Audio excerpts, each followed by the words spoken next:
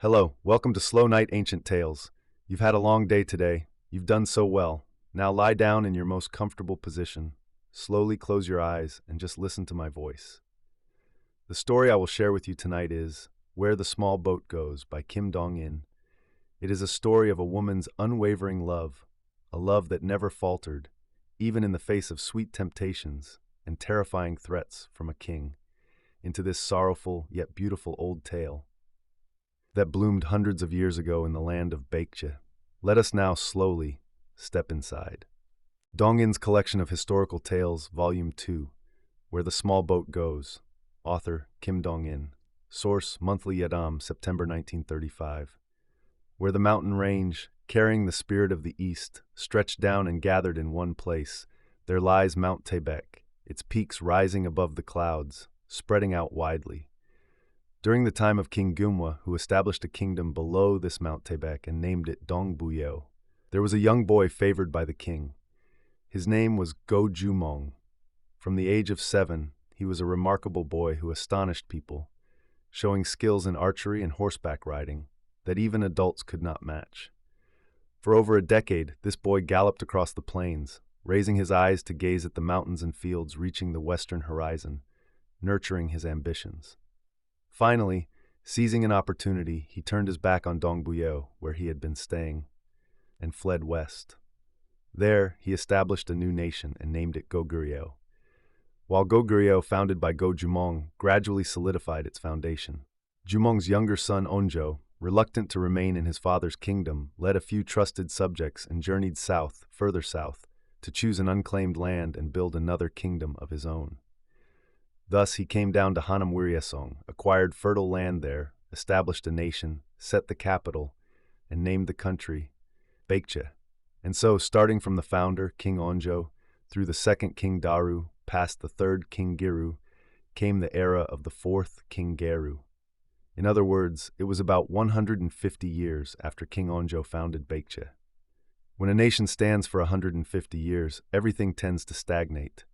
The tension from the early days of its founding relaxes, and many incidents typical of a peaceful era begin to arise.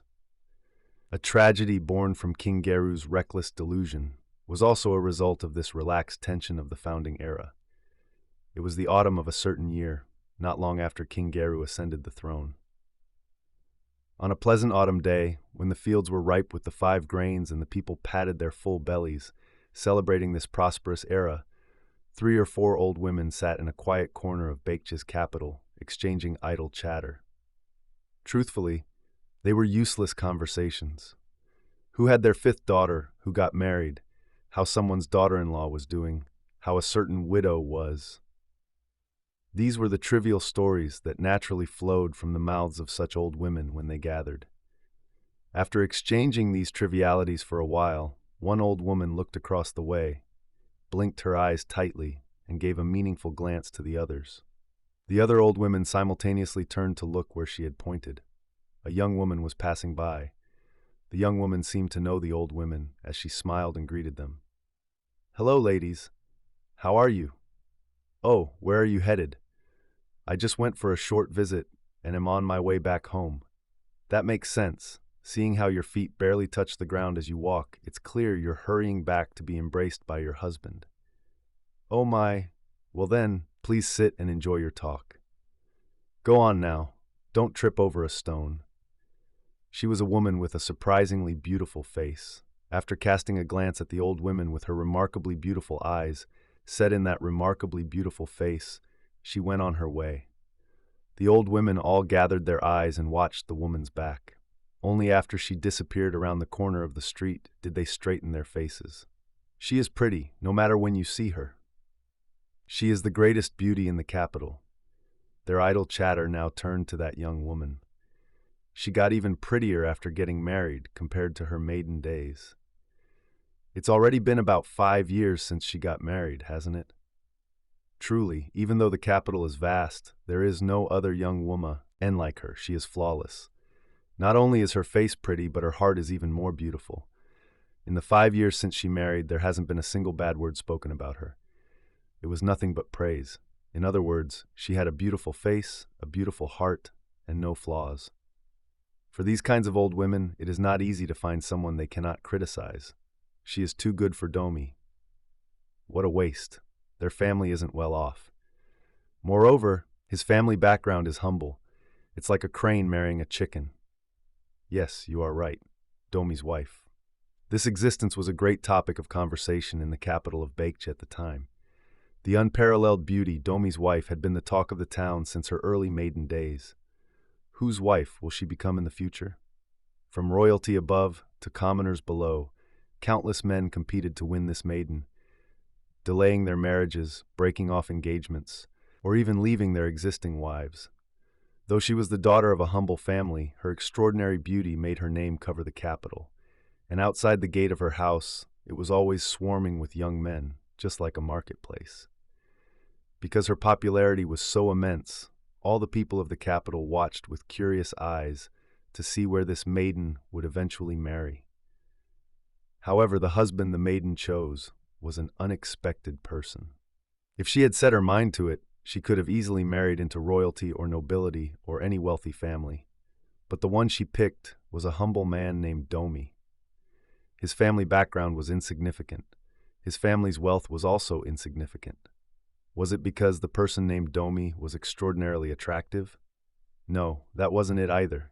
The man named Domi was just an ordinary man with nothing special about him. The whole capital dropped their jaws. The rejected men swung their fists. Rather than going to a grand place and living an ordinary life, I will go to an ordinary place and live a grand life. This was what she told her parents when she went to marry Domi. However, everyone in the capital did not fully understand the meaning of those words, and they assumed her marriage would meet an unhappy end. A woman of such outstanding qualities couldn't possibly be satisfied with the insignificant house of Domi. They said she went there foolishly now, but wouldn't last long and would return. Based on their common sense, it couldn't be interpreted any other way. Even now, countless distinguished young masters and gentlemen were continuously casting tempting glances at her. There was no reason for her to stick with Domi's ordinary, insignificant, and poor house until the end. A year passed since her marriage. Rumors of a wise wife slowly leaked out. It was said that she managed the poor household without a single word of complaint, took care of the home, served her husband, and lived well. But the gossipy people of the capital still did not relax their watchful eyes. She still doesn't know anything after just about a year. She'll gradually get tired of it from now on. Drawing on their own experiences, they criticized and watched her like this. Another year passed. The rumors of the wise wife grew louder. In the 2 years since she married, countless tempting hands had reached out to her, and countless tempting gifts had tried to coax her, but she didn't cast a single upward glance at them, focusing only on beautifully maintaining her poor home. 3 years passed. 4 years passed. Now even the tempting hands dared not approach her. They say there is no tree that won't fall after 10 strikes. But they now knew that Domi's wife wouldn't break even after 1,000 strikes, so they ceased their vain efforts. At the same time, praise for the chastity and beauty of Domi's wife slowly began to spread throughout the capital. She is an unmatched beauty, whose heart is identical to her face. In other respects, Domi's family was insignificant, but thanks to his wife's virtue, it became a highly renowned household in the capital. Among the people of the capital, there was no one who didn't know Domi's house now. And the rumor spread and spread, making it quite a famous family throughout the entire nation of Baekje. I will go to an ordinary family and live grandly. Indeed, because she went to an ordinary family, her fame spread through it.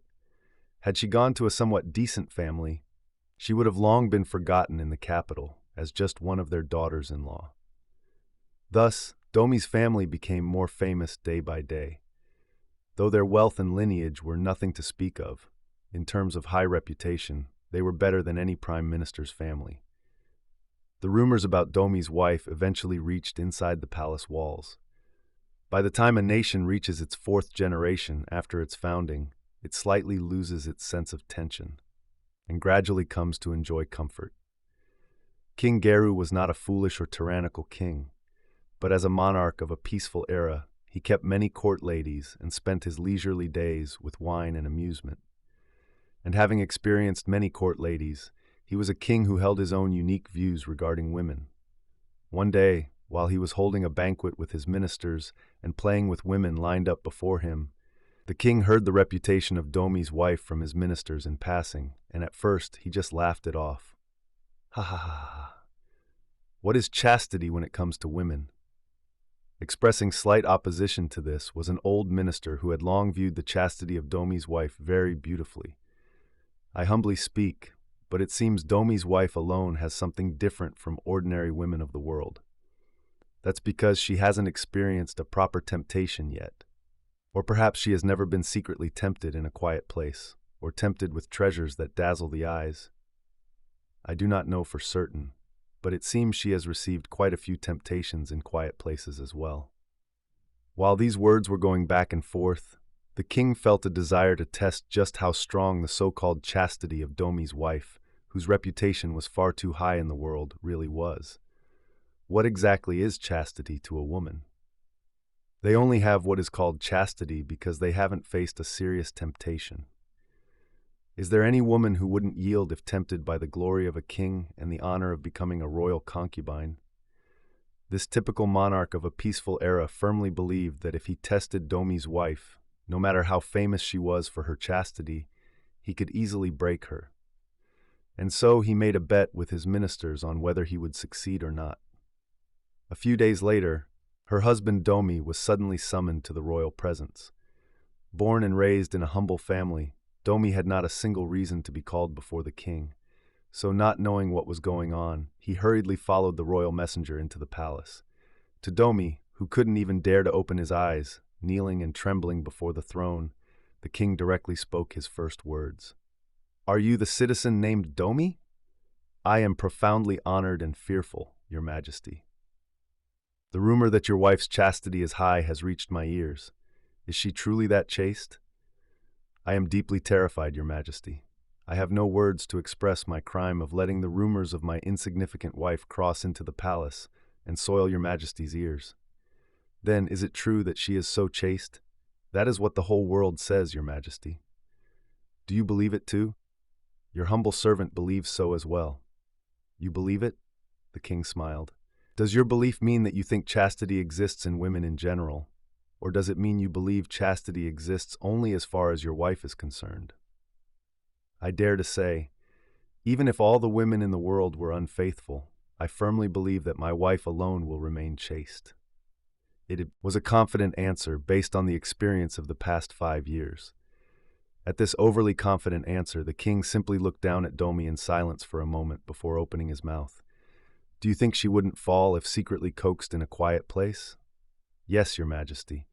"Do you think she would still protect it if tempted with power and glory?" "Yes, your majesty." "Even if oppressed by authority?" "Even so. I firmly believe that my wife alone will not yield." "Even if I combine all three to tempt her?" "Yes, your majesty." "All right, step back.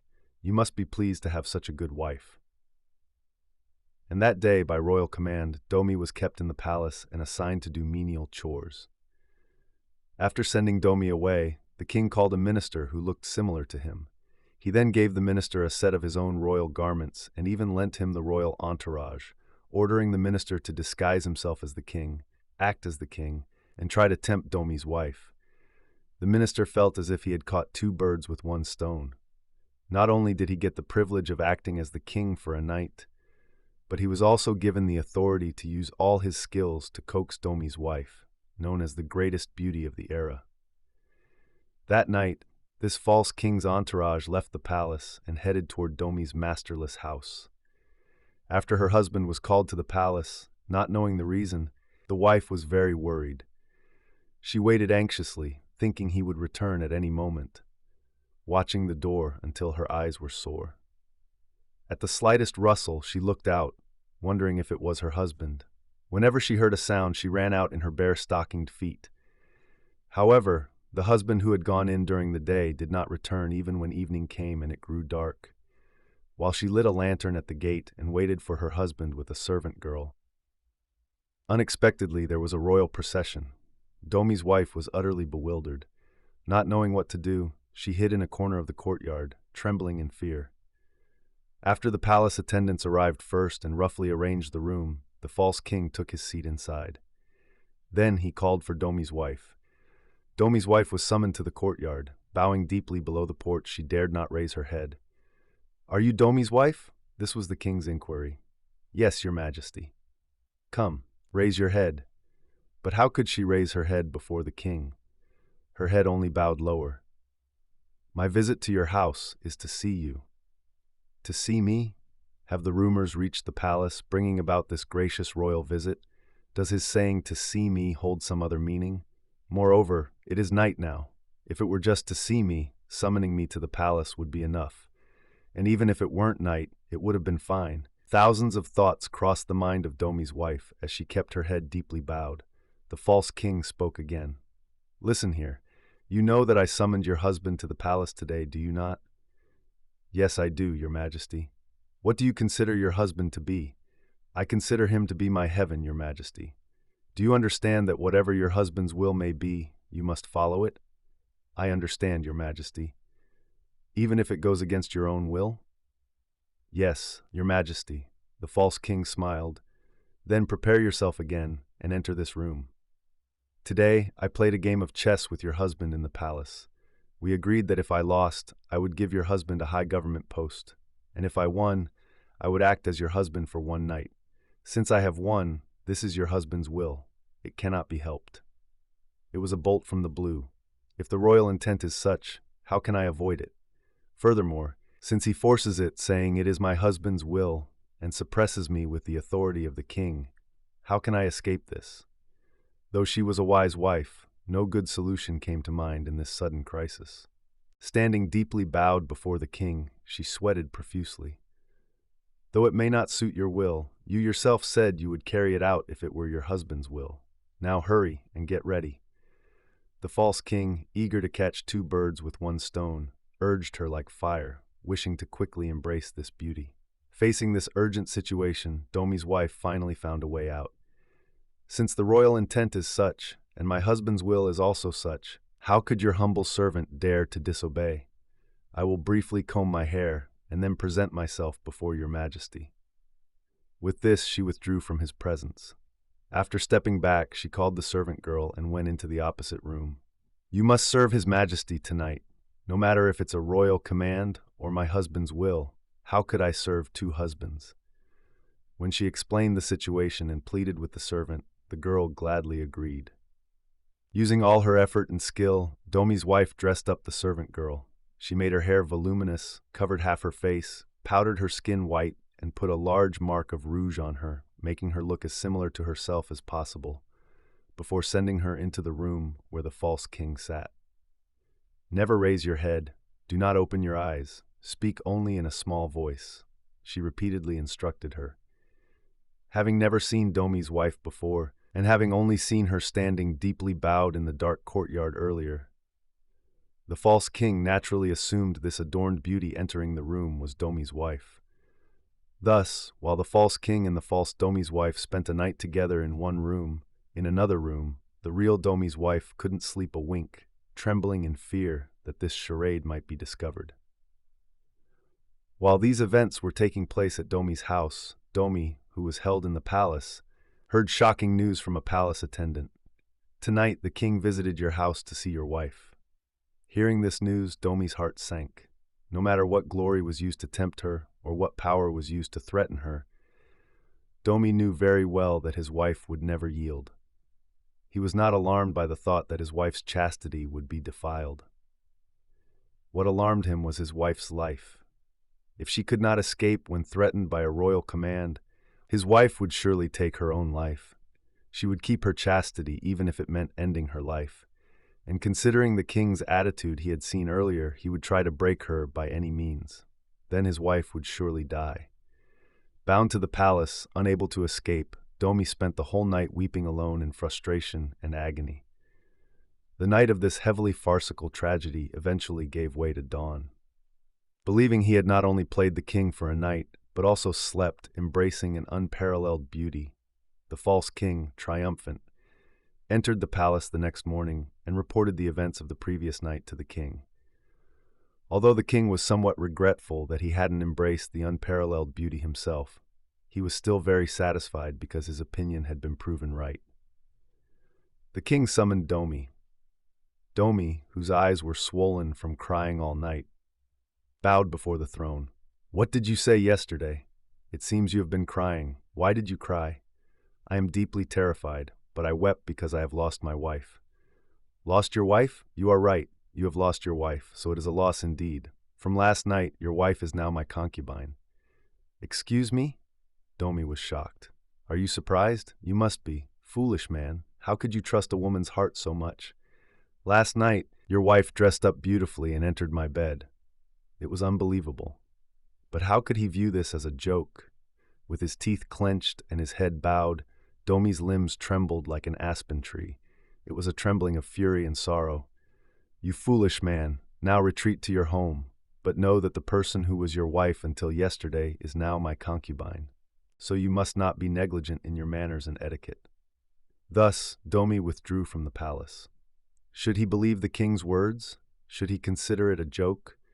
It seemed an undeniable fact that the king had visited his house. However, that his wife had served the king was something he could not believe, no matter what. Clutching his aching chest, Domi trudged back to his home. Upon his return, his wife welcomed him with a joyful face, just as always. Domi came in, heard the account of the previous night, and shed endless tears. Of course it would be so. She would have either died or found a way to escape. How could there be talk of yielding? What is the glory of a king? What is the power of a king? There is no one in this world who could break or bend his wife's chastity. Before his wife, Domi wept profusely, too overwhelmed and grateful. The husband and wife held each other and cried together for a long time. And then, like a couple meeting after a long time apart, they embraced each other tightly. However, there was no way such a thing could remain a secret forever. The king was fooled by the trick of Domi's wife. Wherever this rumor started, it spread throughout the entire capital in an instant. And before long, that rumor reached the inside of the palace. Hearing this rumor, the king flew into a rage. First, he was furious that he had been deceived by a lowly woman. Second, he was disgusted that a lowly woman had the audacity to deceive the king. The moment he heard this rumor, the king immediately dragged Domi back to the palace. To Domi, prostrate in the courtyard, the king roared, "Do you know your crime?" Domi could not answer. He had nothing to say. Is a woman protecting her chastity truly a crime? Deceiving the king might be a crime, perhaps. Prostrate, Domi remained silent. "Do you know, or do you not?" "I do not know, your majesty." "You do not know? Are you saying you do not know that your wife deceived the monarch?" "My wife is foolish, and I believe such an incident occurred because of that. But since she did not defy heavenly principles, I humbly think it would not be a crime." "What did you say, you wretch? It is not a crime? According to the law of the land, for the crime of disobeying a royal command, gouge out both of his eyes, put him on a boat, and cast him away on the water." A strict order, sharp as autumn frost, was issued. And thus, because he had a beautiful wife, Domi had both his eyes plucked out and was put on a small boat without oars or sails, left to drift aimlessly on the waters of the Songpa River. After disposing of Domi in this manner, the king summoned Domi's wife to the palace. The wife, who was anxious about her husband's fate, was called to the palace and finally learned what had happened to him. When she heard the words directly from the king, the world went dark before her eyes. However, she killed all her expressions, bracing her mind to fight against the impending persecution and waiting for what was to come. Even the king, upon summoning her, saw that she was indeed a beauty. The king's extravagant heart stirred slightly. Before, he had punished her out of spite for a lowly woman talking about chastity or whatever. But seeing her before the throne, lust surged within him. "Ah, as I said, your husband was punished according to the law of the land. By now he must have floated far away into the great sea. So, since you are now a person without a master, does a masterless person still need chastity?" Domi's wife thought to herself. Now, with a single word of right or wrong, her fate would be decided. Only after pondering for a moment did she answer. "There is chastity only when there is someone to offer it to. How could there be chastity without someone to offer it to?" Is that so? Then what about you? Your humble servant will now seek a new person to offer my chastity to, and I intend to offer it to him. Is that right? Then, from today on, stay in my inner quarters. He commanded his attendants left and right, seemingly preparing to welcome her as a concubine immediately. At this point, Domi's wife spoke again. Your Majesty, please permit me to say just one thing. What is it? My body is currently in an unclean state, so if you would grant me just a few days of time, I will cleanse my body, and thereafter I will serve your Majesty with chastity for the rest of my life. Do as you wish concerning that. Domi's wife left the palace. But where was she to go? Her home was a home because her husband was there. What use was it to go to a house without her husband? She ran to the riverbank where they had cast her husband away. She ran and ran, but it was impossible for her husband's boat to still be at the riverbank. The blue river water merely flowed silently downwards. What was she to do? If she returned home, she might be dragged back to the palace again. Not knowing what to do, she stood by the riverbank, looking at the setting twilight, and wailed. After crying bitterly for a while, she gathered her senses and saw a small boat floating without an owner on the distant shore. That's right, I will take that boat. I will take that boat and let it drift wherever the current flows. If I follow the water my husband drifted on, perhaps there will be a place where I might meet him. She went to that boat. She got on board and launched the boat from the bank. The boat flowed downwards, following the current. How long did it drift along the water? After drifting for an unknown amount of time, the boat caught on something by itself and stopped. Domi's wife, who had been lying in the boat without her shoes on, lifted her head because the boat stopped on its own. It had caught on an island. Weary of everything, she was about to lie down again, but saw something strange over there, so she lifted her head a bit and looked closely. It was dawn. In the dim light of dawn, something was wriggling on the other side of the island. She even heard a faint moaning sound. Her eyes shot wide open, and looking closely again, it was definitely a person. A person was collapsed on the island, groaning alone. Her heart pounded fiercely. She saw that person as her husband. Suddenly, dragging her legs that had completely lost their strength, she ran over, and lifting that person up, indeed, it was unmistakably her husband. Darling, I am here. Your wife, I am here. What? It's me. This is... God forbid. Embracing her husband, whose eyes had been gouged out, she wailed. They foraged for herbs there to ease their hunger. After that, they turned their backs on sorrow-filled Baekje and made their way into Goguryeo, where they spent the rest of their lives. Cared for by his wife, beautiful both in heart and appearance. Though he was blind, they spent long years of joy and contentment under the reign of this wise king in Goguryeo. The story ends here, drifting aimlessly on the cold river water, yet miraculously finding each other in the end. It seemed they had lost everything in the world, but because they had each other, their remaining time must have been truly warm. It is a night that quietly makes us realize, sometimes an ordinary love, like a gentle ripple, can be stronger than any power in the world. Now lay down all the burdens of the heart you carried during the day right here, and please step into a deep and peaceful path of dreams. Slow night, sleepy stories. Good night again today.